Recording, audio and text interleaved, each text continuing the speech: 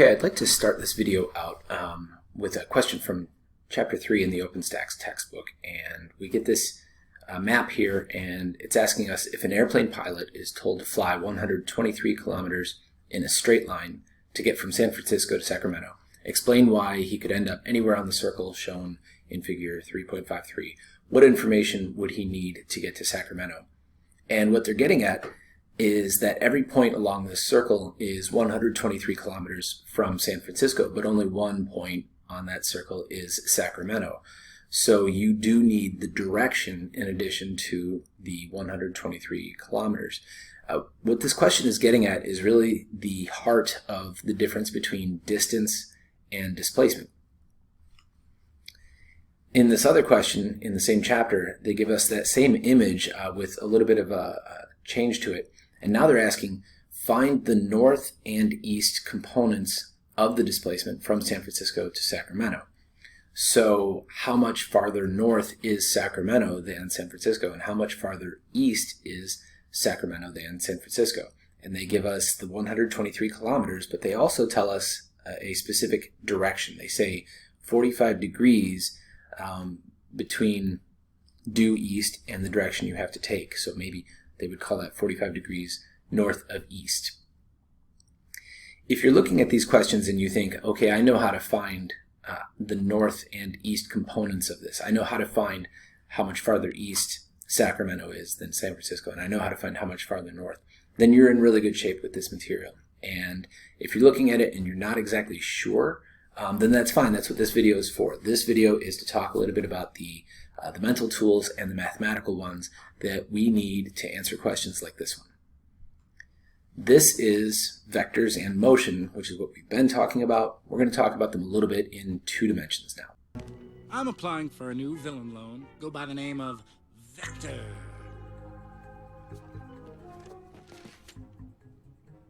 It's a mathematical term, a quantity represented by an arrow with both direction and magnitude. And a vector is, in fact, any measurable quantity that can be represented by an arrow having both direction and magnitude. Some examples that we've already been working with are displacement and velocity. There are some examples on this slide of things that we haven't yet come up with that are vectors. And then there are examples of things that are not vectors. And the term that mathematicians use for not vectors is scalar. A scalar is any measurement you can make where a direction would not make sense to go along with it. So time and mass. And then as you see here, distance and speed. We specifically talked about if distance and speed are being asked for in a question, then you are being asked not to talk about the direction. In one dimension, which is what we've been doing so far, the direction of a vector can be represented simply as in the positive direction or in the negative direction, and it's pretty clear. But in 2 dimensions, it does get a little bit more complicated. And as it says here, the 2 common methods would be the way that you would describe a point on a graph using either Cartesian or polar coordinates. That's what we'll be talking about. Vectors do exist in more than 2 dimensions. They can exist in 3 dimensions or even more. But once you know how to do them in 2 dimensions, the method for doing them in more dimensions is the same. So we're only going to go up to 2 dimensions. And you'll just know that if you ever needed to do it in more dimensions, you could. We talked about this slide before. This slide is where we represented this professor moving 2 meters, and we had this arrow representing that. That means that the professor moved to the right. And right now we're just emphasizing this is a vector because the arrow matters. The movement was to the right. So if the arrow was pointed to the left, it would represent something different, something other than her motion. If she were to, at this point, then move another, say, half a meter, we would want to have another arrow representing that half meter. So the ideal way to draw that would be one that is to scale, one that is, therefore, 1/4 the size of the arrow that we see here. We would draw that extra arrow smaller, and it would either be to the right, because she moved farther to the right by half a meter, or if she moved to the left half a meter, we would draw that smaller arrow pointing back to the left. So the idea here is that the arrow should represent the direction, but also the magnitude by being approximately to scale. I'm not going to make you measure it out with a ruler or something like that, but it should look approximately to scale. We did have this slide also, which is again from OpenStax, and it was here to represent what that negative vector means, that arrow to the left. When you add vectors together, this is something we've actually already done in one dimension. We just didn't call it that at the time. So for example, path C, we had a representation of someone moving plus 8 meters and then minus 2 meters and then plus 3 meters for a total of plus 9 meters. We didn't call it a vector at the time, but now we're saying that's what it is, and it will just be a little bit more complicated in 2 dimensions, but hopefully still familiar. So for example, a pedestrian walks a 2-dimensional path in a city between 2 points. In this scene, all blocks are squares and all of them are 100 meters on each side. What is the displacement of the pedestrian when they reach their final destination? So this is a good opportunity to pause the video and try to figure out what the displacement is. That is the straight line distance from the final point to the starting point.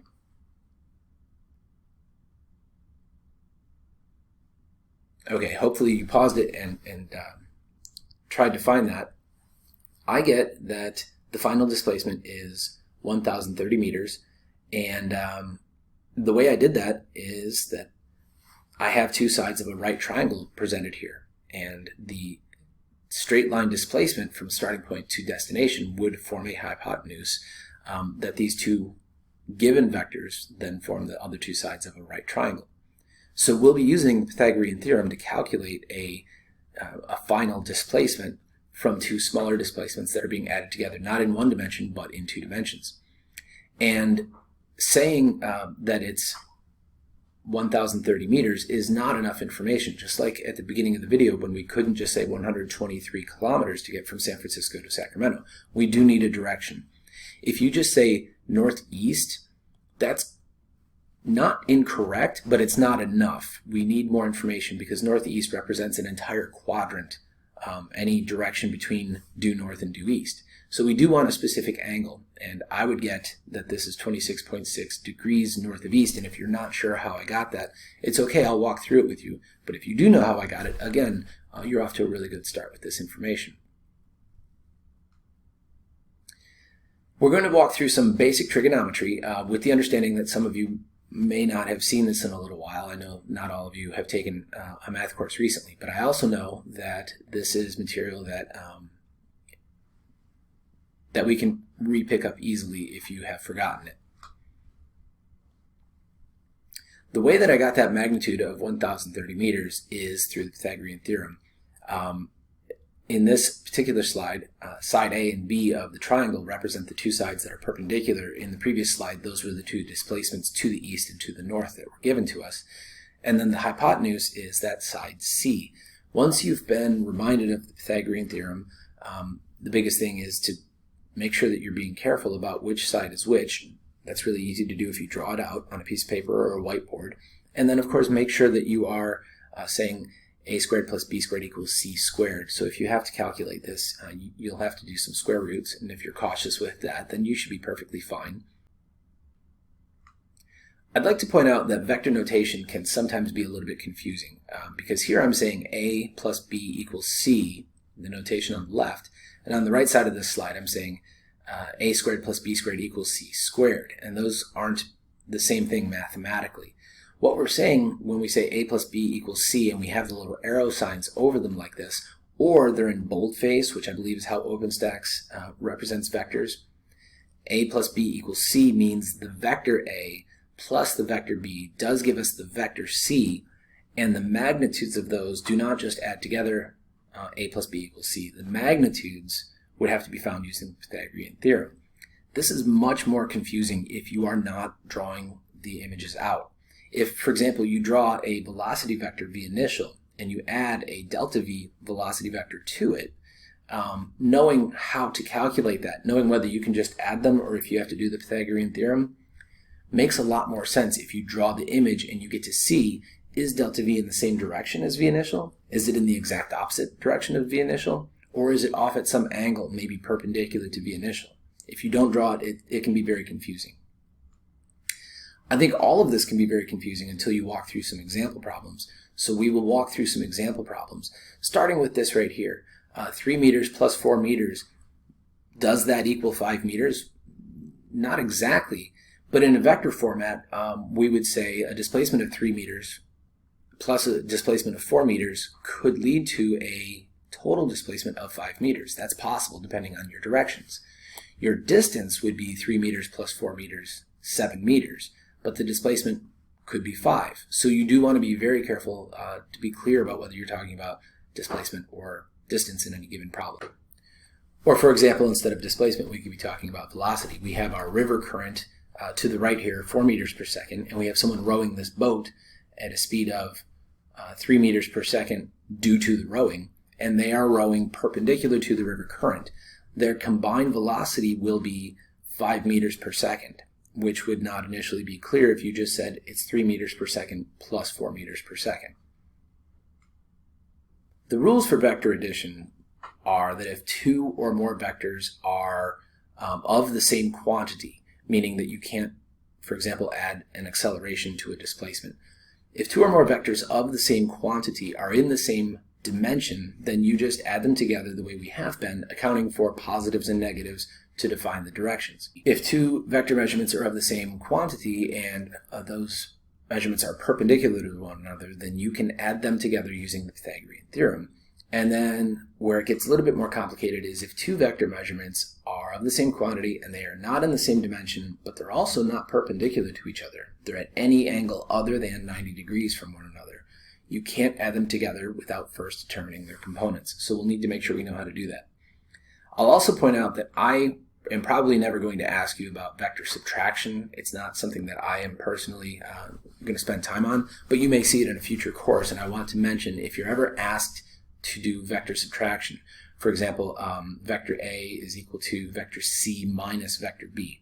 And the best way to approach that is to say that minus vector B means the same as plus negative B. Any vector can be negated by turning it around exactly the opposite direction, 180 degrees. So if I needed to subtract vector B, I could add the negative of it. Again, we won't do that in this course, but if it ever comes up in a future course, that's the best way to treat it. Okay, let's take a look at how I got the angle of 26.6 degrees back in this earlier example. The displacement of the pedestrian was 1,030 meters, and the angle I gave you was 26.6 degrees north of east, and the way I determined that angle is through sine, cosine, or tangent, often referred to as SOHCAHTOA.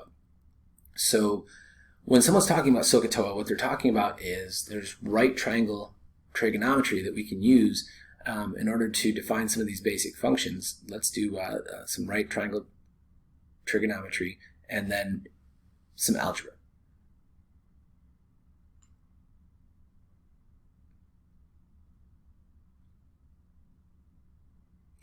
So again, if you either aren't familiar with or possibly haven't seen this in a little while, that's okay. So I'll go through and define these really quickly. The sine of an angle, which here is being labeled x, we usually won't label our angles x, we'll usually label them theta. The sine of an angle theta, or x, is defined as the ratio between the side of the triangle that is opposite our given angle, our given x angle in this case, the ratio of that opposite side to the hypotenuse. So you literally measure the length of the opposite side, measure the hypotenuse, make that ratio of opposite to hypotenuse, and you get some value, and that is the sine of that angle. That's all that function means, is we are going to make a ratio of those two sides. Cosine is the exact same idea, but instead of using the side opposite of your chosen angle, you're going to use your side adjacent to your chosen angle, meaning it's the side that touches your angle or helps form your angle that is not the hypotenuse. And the tangent function is the exact same idea. We're going to take our given angle and we're going to make a ratio of two of the sides. Tangent is defined as the ratio of the opposite over the adjacent. So once you know that, here's how that becomes useful. We have a question like this one. Consider we have a displacement vector that is 10.3 centimeters long, pointed from the origin in a direction that is expressed as theta equals 29.1 degrees. And they ask us, how far does this vector go in the positive x direction? How far does this vector go in the positive y direction? Well, in order to answer this, I need to know I need to see the x and y components first of all. So the first thing I want to do is go to the end of that given vector and draw out a y component of it. How far up this vector goes from the x-axis is represented by that dotted line. And then I also want to know how far to the right our 10.3 units, our 10.3 centimeter long vector is. So I draw another dotted line representing how far to the right it has gone. Those two dotted lines are the x and y components of this 10.3 centimeter long vector. They form a right triangle with that given vector. And the original vector is the hypotenuse of this right triangle. And I know all three angles on the inside because it's a right triangle, so one of them is 90. And the one on the left here is the 29.1 degrees that they gave us. So we could find the third angle if we needed it, which we don't. So the way that we would find the x and y components is we would start with, I'm just going to arbitrarily pick that I'm going to find the y component first. The sine of 29.1 degrees is some value that I don't know, so I would look it up in a trig table or put it into my calculator, making sure I'm in degrees, not radians. I put in sine 29.1 and it tells me that is 0.4863. Because it's sine, I know that this number, this 0.4863, is the ratio of the side opposite the angle to the hypotenuse. So what that means for us here is 0.4863 is going to be equal to the y component of this triangle divided by the 10.3 centimeters. And now it's just a matter of algebra. I solved this for delta y, and delta y is the 0.4863 times the 10.3 centimeters, so it's 5 centimeters. The answer to their question of how far this vector goes in the positive y direction is 5 centimeters. To find out how far this vector goes in the positive x direction, I would do the exact same thing using cosine. And so it gives me some ratio that is 0.8738. That is cosine of 29.1 degrees. I multiply that by the 10.3 centimeters and get 9.0 centimeters. I want to point out that the x component also could have been found using the Pythagorean theorem, because by the time we got to that part of the question, we already knew the hypotenuse and the y component. So there's sometimes multiple ways to approach a problem. So to summarize, when we talk about having a vector that is not along one axis, for example, this a vector that's given here is not along the x-axis and it's not along the y-axis, that vector has x and y components. It has some distance that it is away from the x-axis and some distance that it is away from the y-axis.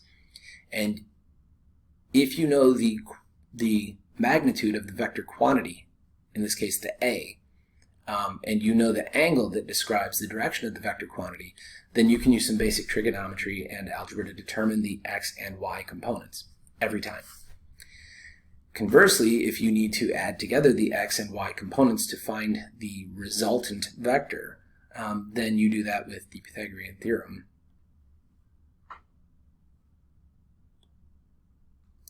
So that's the type of trigonometry you'll need to be able to do in order to deal with the vectors in 2 dimensions in this course. And I really think that some practice problems will help you to determine your level of confidence with this material. So we'll do some practice problems right after our next video, which introduces one more new topic.